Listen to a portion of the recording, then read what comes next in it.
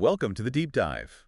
We take a stack of sources, pull out the most fascinating knowledge, and bring it right to you. And today we're really getting into something special. We really are. Today we're diving headfirst into one of history's most perplexing and, honestly, astonishing objects, the Antikythera Mechanism. Yeah, a discovery that, well, it just keeps reshaping how we think about ancient ingenuity. Absolutely. Okay, so picture this. It's 1901. Sponge divers off the tiny Greek island of Antikythera. Right.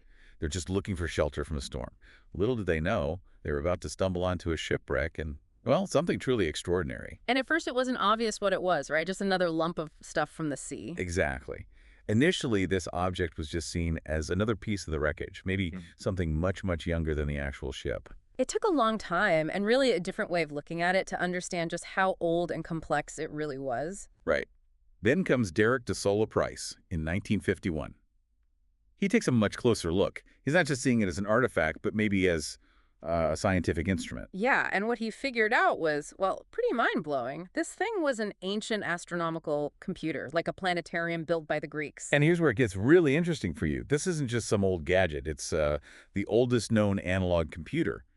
It actually simulated how the stars and planets moved, at least as the ancient Greeks understood them. I mean, the level of sophistication there, it just challenges our whole idea of how technology progresses, you know? That straight line upwards. Maybe not. It really does. So today, we've got 82 fragments. Think of it like a jigsaw puzzle made of like gears and covered in Greek inscriptions. Yeah, piecing it together wasn't simple, not just looking at it. No way. They use techniques like radiography, basically fancy x-rays, and really detailed surface imaging. To see inside, see the hidden detail. Exactly. So for this deep dive, we're asking some big questions. How did this incredible device actually work? Why was it even made? And why was it on a ship that sank around, what, 60 BC? Yeah. And ultimately, what does this tell you about the science and technology of the Greco-Roman world? Was this a one-off or something more? These are absolutely the questions that keep researchers busy and, well, keep us fascinated. Okay, so let's unpack the discovery first. It wasn't your typical planned archaeological dig, was it? Not even close. Like you said, sponge divers, spring of 1900, they were actually heading for Tunisia, apparently. Oh, really? Yeah, but this storm blew up, so they ducked into shelter near Antikythera, and, you know, to kill time, they start diving for sponges. And bam, shipwreck. Just like that. At about 40 to 50 meters depth, so 130 to 160 feet down. Wow, that's deep for sponge diving back then. So they just started pulling things up. Did they even know what they had? Well, initially, probably not the full significance, but thankfully the captain of the boat, a guy named Demetrios Kontos, he realized some of this stuff looked important. Okay, good. By November that year, he'd told the Greek authorities, and then the Greek Navy actually got involved. They ran recovery operations from 1900 to 1902. The Navy. Okay, so they knew this was potentially huge. What else did they find down there besides the mechanism? Oh, amazing haul. A lot of it's now in the National Archaeological Museum in Athens. We're talking 3 life-sized marble horses. Whoa. Yeah, beautiful jewelry, coins, lots of glassware, pottery, and this huge, like, 7-foot-tall marble statue of Heracles. Just incredible stuff. So the mechanism was just one piece in this treasure trove. It must have looked pretty rough, right? Just a corroded lump next to marble statues. Totally. Just this greenish, encrusted thing. And because it had gears, you know, mechanical parts, the first thought was, okay, this must be much later. Like medieval clocks or something. Exactly. Maybe 2nd millennium AD. The idea that something that complex could be from, you know, before Christ, it just didn't fit what people thought ancient Greeks could do mechanically. Okay, so this is where Derek de Sola Price really changes the whole conversation. What was it about him? Why did he see something different? Well, Price was kind of a unique figure. He was a physicist, but also a historian of science and an information scientist. It's a bit of everything. Yeah, this really broad expertise probably let him look at it differently. He wasn't just seeing corroded metal, he was thinking, could this be a scientific instrument? So he looked past the damage, the corrosion, and saw the underlying design, the purpose. That's the idea. He started studying the gears, the fragments, really meticulously, and he came to the conclusion, ancient astronomical computer, or maybe a planetarium. And he published this, got the word out. He did. His 1959 article in Scientific American was huge, and then his big book in 1974, that really put the mechanism on the map, academically and for the public. He even built the first working replica to show how it might have worked. Wow. A physicist rebuilding an ancient Greek computer. That's cool. I also read he worked with Joseph Needham on Chinese astronomical clocks. That's right. That collaboration was probably quite important, too. Price had already studied things like the equatorium, another old astronomical calculator, Okay. and working with Needham on heavenly clockwork, looking at these amazing medieval Chinese devices, it must have given him this wider perspective on how complex astronomical machines developed across the world. Okay, so Price nails it. It's an astronomical computer. But, I mean, how did this thing actually work? What was it for? Right, the nitty-gritty. The main theory is it was an astronomical calendar. It could track the sun and the moon's movements through the sky. And maybe the planets, too. And possibly the 5 planets they knew back then: Mercury, Venus, Mars, Jupiter, Saturn. It might have also worked like a planetarium, giving you a visual display of it all. Okay, and when are we talking? When was it likely built? The best estimates now point to the early 2nd century BCE, so maybe around 150 BCE, give or take. Right. And the thinking is it likely came from either Rhodes or Pergamon. Both were major centers for Greek astronomy and, apparently, mechanical engineering back then. Rhodes makes sense, thinking about Hipparchus, the astronomer. Exactly. He was working around that time. So imagine holding this device over 2,200 years old that basically models the cosmos as they saw it. How did it look? What were the parts? Yeah, what did you actually see on it? Well, the front seems to have had these two big circular displays. The outer one had the signs of the zodiac, Aries, Taurus, all those. Okay, familiar. And an inner ring marked the days of the year. Now, originally, people thought it was mainly for the 365-day solar year. Like our calendar? Kind of. But more recent research suggests it might have also, or maybe even primarily, tracked a 354-day lunar year. A lunar calendar. Yeah, Why was that so important back then? I mean, what would you use that for? that's a great question. Lunar cycles were super important in the ancient world. Think about agriculture planting times. And religious festivals, they were often tied to specific moon phases. Ah, okay. Like Easter is now, sort of. Exactly. So having a gadget that accurately tracked the moon's phases and the lunar calendar would have been incredibly useful, very practical. Makes sense. Yeah. And how did it all move? You said something about turning a knob. Yeah, the idea is there's probably a crank or a knob on the side. You turn that, and it advances or rewinds the date. Okay. And as you turn it, pointers on the front dials move. One for the sun, one for the moon, and maybe pointers for those 5 planets. The moon pointer would whip around fastest, obviously. Yeah, because the moon moves fastest against the stars. And the planet pointers much slower. But hang on. The Greeks knew the sun and moon don't move at perfectly steady speeds. Oh. Right? Because their orbits aren't perfect circles. Yeah. And planets do that weird retrograde motion thing. Where they look like they're going backwards for a bit. Yeah. How could simple gears do that? It can't just be like a basic clock. You're spot on. That's where the real genius comes in. The internal clockwork, the gear trains, were unbelievably complex for the time. They use differential gears, epicyclic gearing, really sophisticated stuff. To mimic the irregularities. Exactly. To model the varying apparent speeds of the sun and moon and to reproduce that apparent backward loop of the planets as seen from Earth. Mind blown.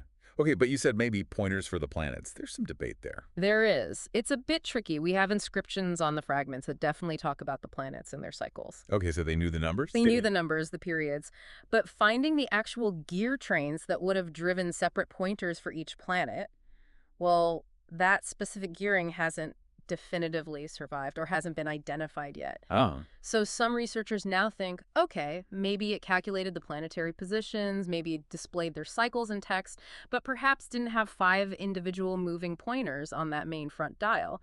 Maybe it was shown differently or on a part that's lost. It's still debated. Still, even without definite planet pointers, the level of mechanical know-how over 2,000 years ago, Yeah. it's just staggering. It really makes you rethink what the ancient Greeks were capable of, technologically speaking. It absolutely does. The mechanism shows this level of advanced mechanical skill that just blows away what we thought they could do back then. This wasn't just theory. This was practical precision engineering. And it wasn't just for, like, the top astronomers, right? Yeah. The sources suggested it was maybe aimed at a broader educated audience. That seems to be a key aspect. The way the information was displayed, the thinking is, it was designed so an educated person of the time, maybe not a professional astronomer, could grasp the basics of how the heavens worked. Understand the seasons, the moon phases. Yeah, and how it all connected to their world, maybe even astrological stuff, which was tied up with astronomy then. So it's this masterpiece of machinery, but also kind of one of the first portable teaching devices. A portable cosmos for the curious amateur. That's amazing. It makes you wonder, though, was this thing totally unique? A one-off flash of brilliance? Or were there others? That's the million-dollar question, isn't it? Yeah. I saw a comment on Reddit on Tourspace, actually, where someone made a really interesting comparison. They put it alongside other lost ancient tech. Like Roman concrete. Exactly. Roman concrete, Egyptian mummification secrets of Damascus steel, things where we know they existed, they were amazing, but we don't quite know how they did it anymore. That's a great parallel. It highlights that maybe we've got these blind spots about the past. Maybe we underestimate ancient capabilities more generally. The Reddit thread also talked about the idea that the Antikythera mechanism probably wasn't created in a vacuum, Right. It likely came from a tradition. There were probably simpler devices before it. and maybe even more complex ones after it that are just lost. It's highly plausible. Technology usually builds like that. You don't often get something this complex appearing out of absolutely nowhere. So, yeah, a whole lineage of these things might have existed. That's kind of humbling and a bit Yeah. scary. Like, what else did they figure out that we've totally forgotten? There's a BBC Riel piece we looked at that mentioned this too, how tech can surge forward and then just get lost, Mm, forgotten. absolutely. It's a potent reminder that progress isn't always linear. You can have these incredible peaks of knowledge and skill, and then they can just vanish, needing rediscovery centuries later. The mechanism really embodies that. Thankfully, we are still learning more about this specific mechanism thanks to modern science. You mentioned X-rays earlier. What of those kinds of techniques revealed inside? Oh, they've been absolutely crucial. Using things like X-ray computed tomography, think of it like a medical CT scan, but for artifacts has been revolutionary. So you can see inside without breaking it. Exactly. You can digitally peel back the layers of corrosion, map out all the internal gears, even the ones buried deep inside in 3D, and it's helped reveal tiny inscriptions, texts engraved on the parts themselves. Like an instruction manual almost. Well, parts of it seem to be descriptions of how things work, astronomical periods. It's incredible. International research teams are still working on this, constantly refining the picture. But as one source noted, while the big picture is clearer, some finer details are still being figured out. Interpretations change. Any recent surprises? Yeah. About, say, the materials or how it was actually put together? Repairs, maybe? Yeah, actually, some really interesting stuff has come out from recent material analysis. They found evidence of a lead-tin alloy. Solder? Looks like it. Along with traces of rosin flux, which you use with solder, it seems it was used to maybe stabilize some parts on one of the main plates, the middle plate. So maybe it broke or it got wobbly and they had to, like, patch it up? Ancient tinkering. That's a very strong possibility. It might suggest later repairs or maybe even modifications to the original design after it was first built and used. Huh. They've also realized it wasn't all just bronze. Different metals and alloys seem to have been used for things like spacers between gears or the little pins holding things together. Like what? Well, these other materials absorb X-rays differently than the main bronze gear, so they stand out. Analysis suggests some spacers might be corrosion products from lead or lead-rich alloys. Lead. Oh, And interestingly, some of the tiny pins holding gears onto their axles, the material looks like it might be heavily corroded iron. Basically, rust. rust. For pins in a precision instrument? That seems odd. It does, but maybe it was what they had, or it served a specific purpose. It shows they were using a range of available materials. There's also more evidence of solder or something like it used to attach supportive spacers to that middle plate. Phasers for support. Yeah, and they even built functional models which showed that at least one of these added spacers was actually necessary to keep a key part of the gear system stable and running smoothly. Wow. So it really sounds like the original builders, or maybe later users, ran into some practical problems like, oops, this gear wobbles too much. Exactly. And they had to figure out fixes, like soldering and extra supports. It's a very plausible scenario. It speaks to that practical, hands-on side of ancient engineering. They weren't just designing, they were building, testing, and fixing. Problem solving on the fly. Okay, let's zoom back out to the shipwreck itself. We talked about the other treasures, but was the mechanism the only piece of sort of high-tech gear found? It's definitely the most famous and complex, but the exploration of the site is still ongoing, which is exciting. And actually, a survey back in 2012 found evidence suggesting there might be a second shipwreck nearby. No way, a second wreck. related to the first one. Well, that's still being investigated. Could be related, could be coincidence. But for the original wreck, the part identified as the ship's hold, where they actually found the mechanism, that area is still largely unexcavated. So there could be more down there. Potentially a lot more. There's even speculation about some large boulders that the Navy moved back in the day. The idea is maybe they aren't boulders at all, but maybe more large statues, like that huge Heracles they found, still buried or disguised by marine growth. Gosh, so what we have now might just be scratching the surface of what that ship was carrying. And didn't they find human remains too, fairly recently? They did. In 2016, they recovered an ancient skeleton from the wreck site, which is incredible. What can that tell us? Well, analyzing those remains' DNA, isotopes could give clues about who was on board. Were they crew? Passengers? Where did they come from? Maybe even shed light on who owned or was transporting this amazing mechanism. Adds a real human element. It really does. Yeah. Now, the mechanism has sort of popped up in popular culture recently too, hasn't it? Thinking Indiana Jones. Ah, yes. Indiana Jones and the Dial of Destiny. The mechanism, or a fictionalized version of it, plays a pretty central role there. Is it good exposure? Or Yeah. just Hollywood? Well, it's great that more people hear the name Antikythera Mechanism, but yeah, the movie takes massive liberties, huge ones. Huh, I bet. Time travel. Oh, yeah.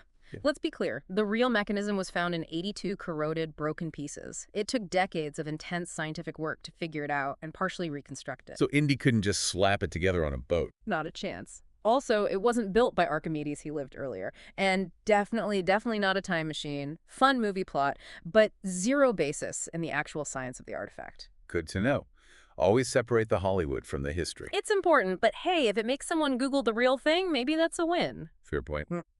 So as we kind of wrap up this deep dive, Yeah. what are the main things you think our listeners should take away about this incredible object? I think the biggest thing is just, wow.